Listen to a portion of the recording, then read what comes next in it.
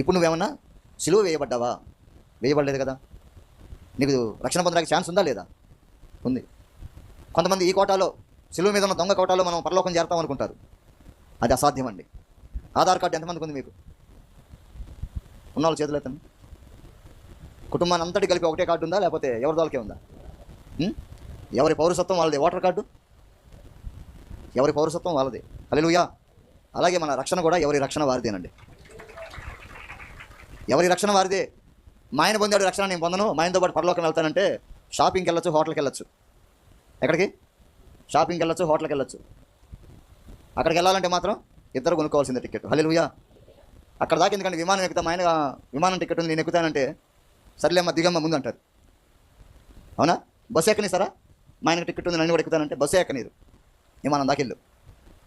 కాబట్టి బాగా గమనించండి, రక్షణ పొంది మనమందరం కూడా ఆయనతో కూడా ఉండవలసిన పరిస్థితి ముందుంది. హల్లెలూయా. దేవునితో ఎంతమంది బ్రతకాలనుకున్నారు?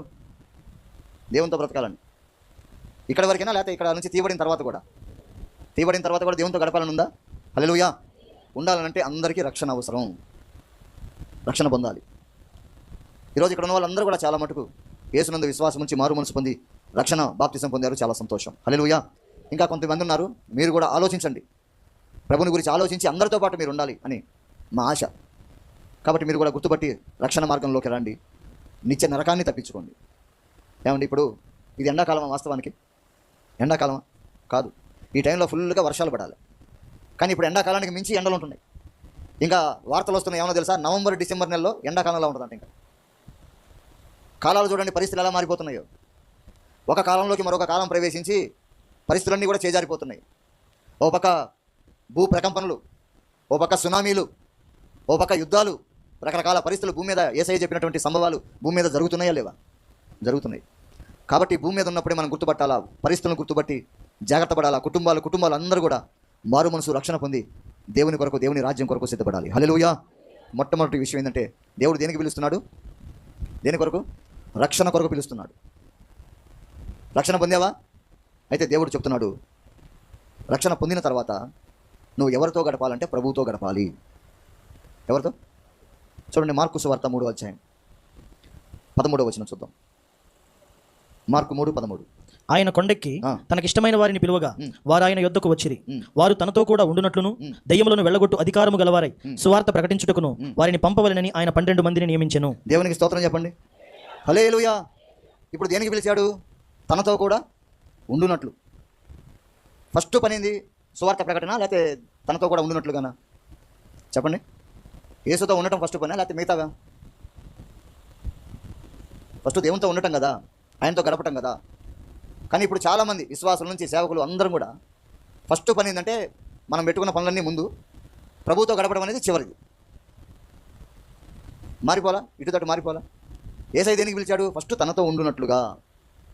ఇక్కడ కూర్చున్న వాళ్ళు అందరం కూడా చాలామంది ప్రభువుని పక్కన పెట్టి మిగతా ముందు పెట్టుకుంటున్నాం. ప్రభువుతో గడపడకుండా మిగతావన్నీ ముందు పెట్టుకుంటున్నాం. అసలు ఒక డే ప్రారంభమైందంటే ఎవరికి స్థానం ఇవ్వాలి మనం? గట్టిగా చెప్పండి అమ్మో, గట్టిగా చెప్పండి కాస్త. ఇంటి దగ్గర బాగానే మాట్లాడతావుగా, ఇంట్లో ఏదైనా కొంచెం తగాదా వస్తే చాలు రోడ్డు మీద కనబడితే కేకలు కొంతమంది.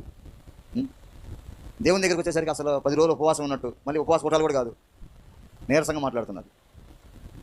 ఎవరితో ఉండటం ముఖ్యం? తండ్రితో గడపటం ముఖ్యం. మొదట మన ఆసక్తి ఎలా ఉందంటే ప్రార్థనా జీవితం. అసలు దేవుడే, ఆయనతోనే గడపాలి, ఇక ఆయనే జీవితం. గంటల తరబడి ప్రార్థన చేసేవాళ్ళం, తండ్రితో గడిపేవాళ్ళం. ఏ చిన్న సమస్య వచ్చినా కూడా దేవుని పాదాల దగ్గరే ఆశ్రయించేవాళ్ళం. కానీ రోజు కొన్ని సంవత్సరాలు గడిచేసరికి ప్రభువుని పక్కన పెట్టి మనమే డీల్ చేసుకోవటానికి, మనమే సమస్యలు పరిష్కరించుకోవటానికి చాలామంది తొందరపడుతుంటారు.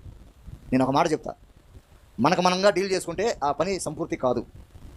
మనకు మనం డీల్ చేసుకుంటే ఆ పని సంపూర్తి కాదు. సేవ అయినంతే. మనకు మనం చేసాములే శబాష్ అని మనం తొడలు కొట్టుకొని మనకు మనం అనుకున్నాం అనుకోండి, అది సంపూర్తి కాదు. ఇప్పుడు నేను చేసినా అదే. సంపూర్తి చేయగలిగిన వాడు, దేన్నైనా న్యాయం చేయగలిగిన వాడు దేవుడు. ఎలగల బల్బులు ఎలగట్లా, ఇక్కడ లైట్లు ఆరిపోయినట్టు మైండ్ బల్బులు కూడా ఆరిపోతున్నాయి. హల్లెలూయా. సంపూర్తి మనం చేయగలుగుతామా? మనకు మనం సంపూర్ణం అవ్వగలుగుతామా? అది ప్రభువే చేయగలుగుతాడు. మరి ప్రభువు చేయాలంటే ఎవరిని ఆశ్రయించాలి మనం? వెంకట సుబ్బమ్మని ఆశ్రయించాలా? ఇళ్ళ పక్కన ఉండే వాళ్ళతో? వెంకట సుబ్బయ్యని ఆశ్రయించాలా? పక్కనాళ్ళ దగ్గర కూర్చొని అనవసరమైన మీటింగులు పెడితే సంపూర్ణం అవుతామా? కావు. ఎప్పుడైనా సరే దేవుడు మనల్ని ముందుకు తీసుకెళ్లాలంటే, ఆత్మీయ జీవితం బలపడాలన్నా, పరిశుద్ధ జీవితాన్ని కొనసాగించాలన్నా కూడా చేయగలిగిన వాడు ఒక్కడే ఒకడు, నజరేయుడైన యేసు. ఆయన్ని ఆశ్రయించాలి. మనం బలహీనులు మనం ఒప్పుకొని బలవంతుడైన దేవుణ్ణి మనం ఆశ్రయించాలండి. అప్పుడు ఆయన మనల్ని అడ్డం పెట్టుకొని ఆడిస్తాడు ఆట. స్తోత్రం కలుగును గాక. మనమంతా ఎవరంటే తోలుబొమ్మలు అంటాం అనమాట. ఈ బలహీన ఘట్టాలను అడ్డు పెట్టుకొని దేవుడు అప్పుడు ఆడిస్తాడు ఆట. ఆత్మల రక్షణ కానీ, తన సువార్త పని కానీ, ఏదైనా సరే మనం చేయాల్సిన పని ఏంటంటే మనం దేవునికి అప్పగించుకోవటం. స్తోత్రం కలుగును గాక. నేను ఒకటే గుర్తుపట్టా, చాలా సేవలు చూసా, అనేక మంది సేవకులను చూసా, ఏమి అబ్జర్వ్ చేయనట్టుగానే అందరినీ అబ్జర్వ్ చేస్తా. వాళ్ళ సేవలు ఎలా వెళ్తున్నాయని చూసా, చాలామందిని గమనించా. ఫైనల్గా షాలేమన్న దగ్గరకు వచ్చి గమనించిన తర్వాత